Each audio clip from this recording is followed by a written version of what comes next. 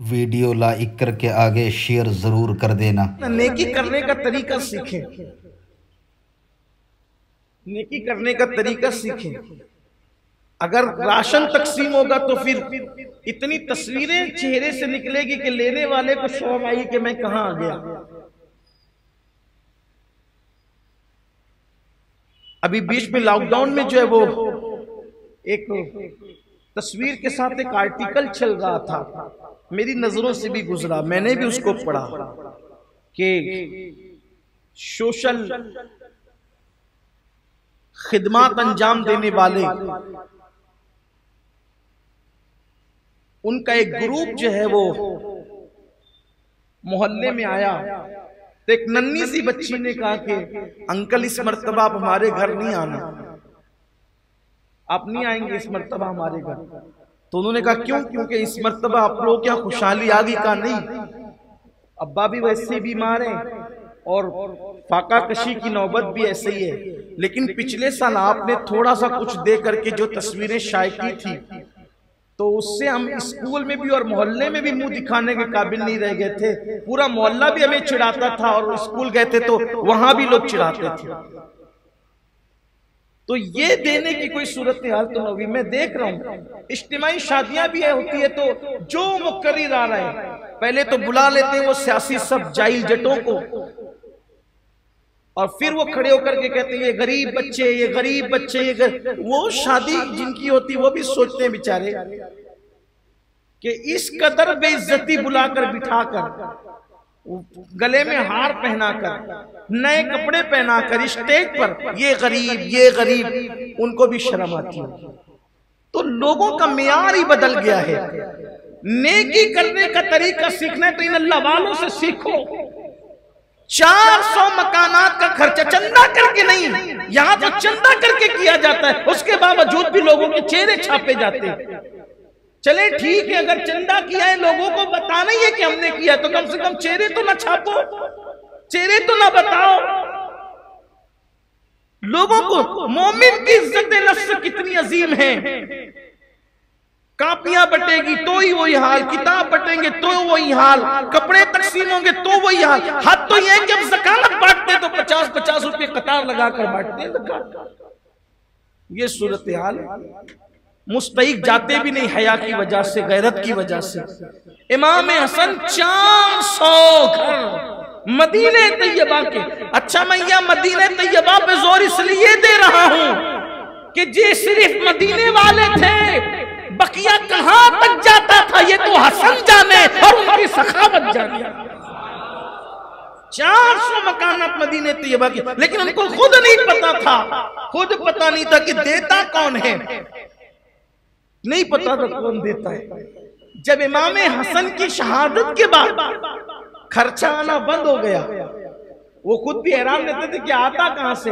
इतनी राजदारी से दिया जाता है कि लेने वाले को नहीं पता। जब शहादत इमाम हसन के बाद खर्चा बंद हो गया, आना बंद हो गया, आमदनी बंद हो गई, तो तब उन गरीबों ने कहा वो देता कौन था जो अब नहीं आता? तो कहा सब तो है एक हसन के सिवा, पता चला वही देता था, देने वाला चला गया तो आमदनी बंद हो गई। ये इमाम हसन मुश्तबा की सखावत है, ये सखावती हसन पाक है। हमें क्या पता सखावत किसे कहते हैं, हमें क्या पता नेकी किसे कहते हैं। तो हुजूर अलैहिस्सलात व तस्लीम ने फरमाया मैंने अपना हिल्म और अपनी सखावत हसन को अता फरमाई, हसन को दी मैंने। हुजूर के कंधों पे बैठे आपने बार बार सुना, उनके लिए हुजूर ने सजदे तवील किए, इमाम हुसैन के लिए भी किए, इनके लिए भी किए। पैरों में से निकले, हुजूर का लुआब चूसा, हुजूर की जबान चूसी, हुजूर अलैहिस्सलाम के सीने पे चढ़े, कंधों पे बैठे। बड़ी तवील बातें हैं, लेकिन आज जिस बात पर गुफ्तगू करना चाहता हूं वो यही है कि हिल्म हसन और सखावत हसन क्या है। इमाम हसन मुश्तबा की सखावत और उनका हिल्म क्या है। देखिए सखावत, इस तरफ तवज्जो करें। अब आप सखी किसे कहते हैं? अगर तवज्जो आप किए, सखी किसे कहते हैं? कसरत से सदका किया सखी, ठीक ठीक, पैसे लुटाए सखी, खाना खिलाया सखी। क्या तारीख इंसानी में कोई ऐसा भी सखी मिलता है जो पूरी सल्तनत उठाकर किसी को दे दे? कायनात इंसानी में कोई ऐसा भी सखी मिलता है ये जो पूरी सल्तनत उठाकर किसी को दे दे? अच्छा, एक बात ये है, गौर करें आप, अगर किसी चमचे को दे दे तो बात समझ में आती है, किसी वजीर को दे दे तो भी बात समझ में आती है। जिसने बाप के साथ जंग की हो उसको उठाकर देना, ये कैसी सखावत है? हालांकि जिस जात से जंग हुई है, शरफे सहाबियत की वजह से हम ना कुछ कहते हैं ना कहने देते हैं, एहतराम सहाबियत है। लेकिन बात सिर्फ बताने के लिए कि सखावत क्या है, क्योंकि आदमी जब बड़ी चीज किसी को देता है तो जरा दाएं बाएं देखता है कि जो अपना होगा उसको देंगे, चमचागिरी करता है उसको देंगे, तारीफ करता है उसको देंगे। लेकिन हसन मुज्तबा आपकी सखावत क्या है कि जिससे जंग हुई, अच्छा खुद इनकी भी जंग हुई है, इसलिए कि सिफीन में ये भी तो थे, इमाम हसन पाक भी थे, जिससे जंग हुई, बाबा से जंग हुई, उन्हीं को उठा करके दिया। यानी ये सखावत की वो इंतहा है। हाँ, ये वो इंतहा है, वो आपको सिर्फ इमाम हसन के पास मिलेगा। मैं फिर कह रहा हूं, बार बार इसको नहीं दोहराऊंगा, फिर कह रहा हूं कि हमारे यहाँ तो एहतराम सहाबियत वाजिब है, जरूरी है, लेकिन बताने के लिए कि कितने सखी थे वो कि जिनसे जंग हुई उन्हीं को उठा करके दिया और दे दिया। बल्कि बास कुतुब के अंदर ये बात आई है, बास खुतबात के अंदर ये बात आई है कि एक मर्तबा एक शख्स ने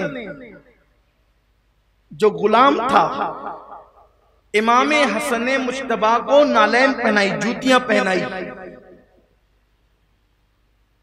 तो ढेर लगा हुआ था, ढेर दरबार शाम के अंदर ढेर लगा था, दौलत का अंबार लगा था, और वो हदियतन दिया गया था।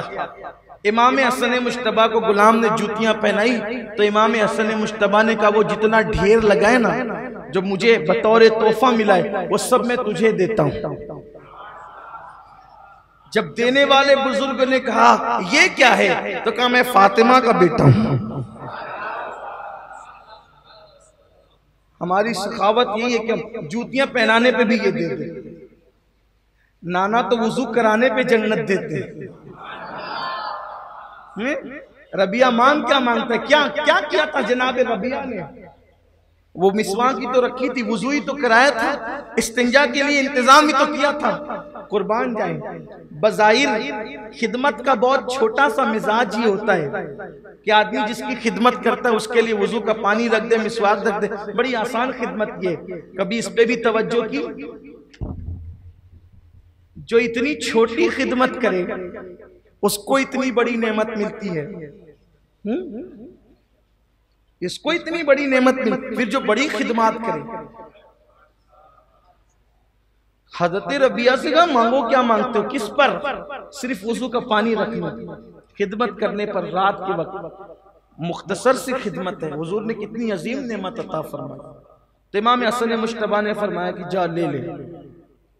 आपकी सखावत के मुतालिक ये भी बात है, अगर कोई अपने से लड़ता है, दुश्मनी करता है, गाली देता है, हम उसको एक फूटी कौड़ी न दें। एक देहाती आया, वो देहाती इमाम हसन को गालियां देने लगे। अच्छा, उस दौर के मांगने वालों का मिजाज भी कितना अजीब था, देने वालों की शान भी कितनी अजीब थी। अगर कोई फकीर आकर के हमारे दरवाजे पर गाली दे, मुंह फोड़ दे, दांत तोड़ दे, गरीब का पता नहीं हम आप क्या करें, सही है।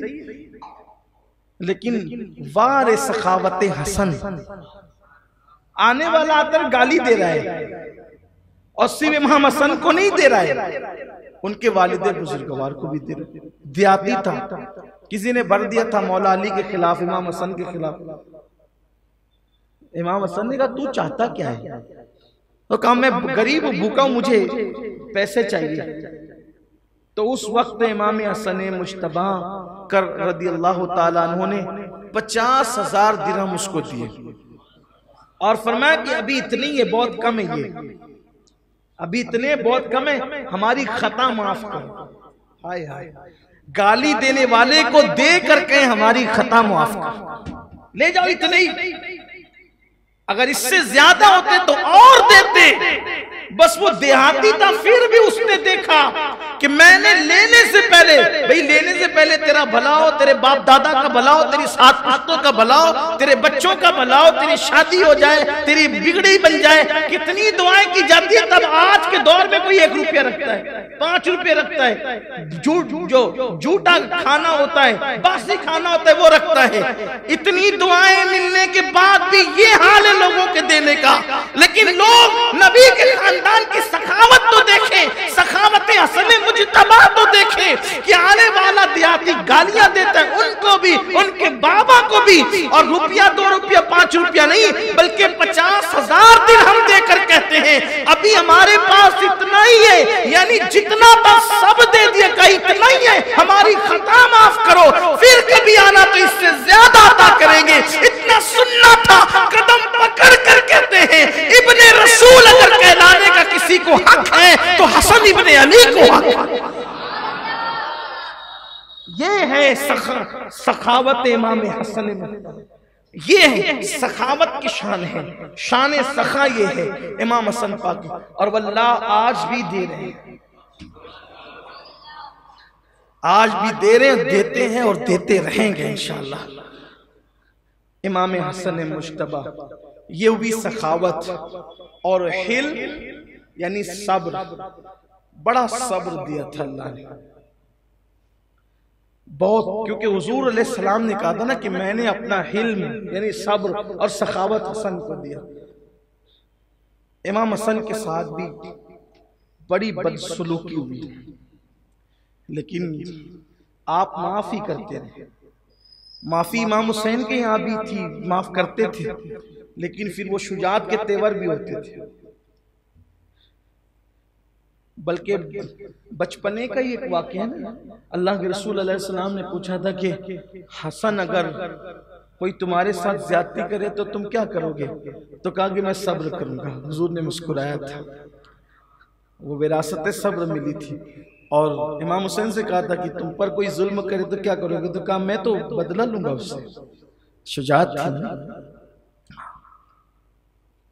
फरमाया मैं बदला लूंगा उससे। इसीलिए शहादत सिर्री का मजहर इमाम हसन को बनाया, क्योंकि उसमें बहुत सब्र था। और शहादत जहरी का मजहर इमाम हुसैन को बनाया, क्योंकि उसमें शुजात थी। हालांकि ये भी कोई कम शुजा न थे, आप इन्हें बुज़दिल न समझे। हाँ, बल्कि सब्र वाला जितना बहादुर होता है उसकी बहादुरी जुदा होती है। बल्कि बहादुरी ही का एक वस्फ सब्र है। अगर आदमी में बुज़दिली हो तो फिर वो दिल के अंदर कीना पालने लगता है।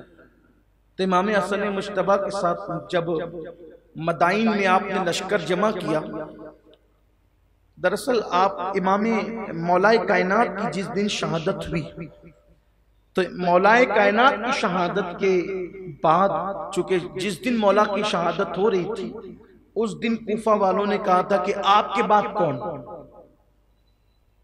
हमारा अमीर कौन होगा, अमीरुल मोमिनीन कौन होगा? तो आपने फरमाया था कि मैं अल्लाह के नबी की और अबू बकर की सुन्नत पर अमल करूंगा। कि हुजूर अलैहिस्सलाम ने अपने बाद किसी को नामजद और किसी को मुकर्रर नहीं किया था। इसका मतलब मौलाए कायनात का भी नजरिया यही था कि हुजूर ने अपने बाद किसी को मुकर्रर नहीं किया था। और फरमाया कि मैं भी मुकर्रर नहीं करूंगा किसी को अपने बाद। और चूंकि अबू बकर ने अपने बाद अपने खानदान के किसी फर्द का ऐलान नहीं किया था, तो मैं भी अपने खानदान के किसी फर्द का ऐलान नहीं करूंगा। तो कहा था कि क्या हम इमाम हसन के हाथ पे बैत कर सकते हैं? फरमाया कि मैं मना नहीं करता। अगर आपको ऐसा लगता है कि इनके अंदर खिलाफत की सलाहियत है, मैं मना नहीं करता, लेकिन हुक्म भी नहीं देता। तुम जानो, तुम्हारा मामला जानो, उसके जिम्मेदार तुम हो। और जब मौला मुश्किल कुशा की शहादत हो गई तो सब ने बिल इत्तेफाक इमाम हसन मुश्तबा के हाथ पे बैत। जब आपकी बैत के बाद आपका जो पहला खुतबा था बैत के बाद, खतीब बड़े जबरदस्त थे मौला हसन पाक। इनकी खिताबत का अंदाजा इस बात से लगाइए आप, पहली बात तो ये बताऊं कि अहले सुन्नत तो अहले सुन्नत है। अहले देवबंद ने भी अपनी किताब में इस बात को लिखा है कि इमाम हसन और इमाम हुसैन का एहतराम और ताजीम मौला अली बाप होकर भी करते थे। वीडियो अगर अच्छा लगा हो तो लाइक करके आगे शेयर ज़रूर कर देना।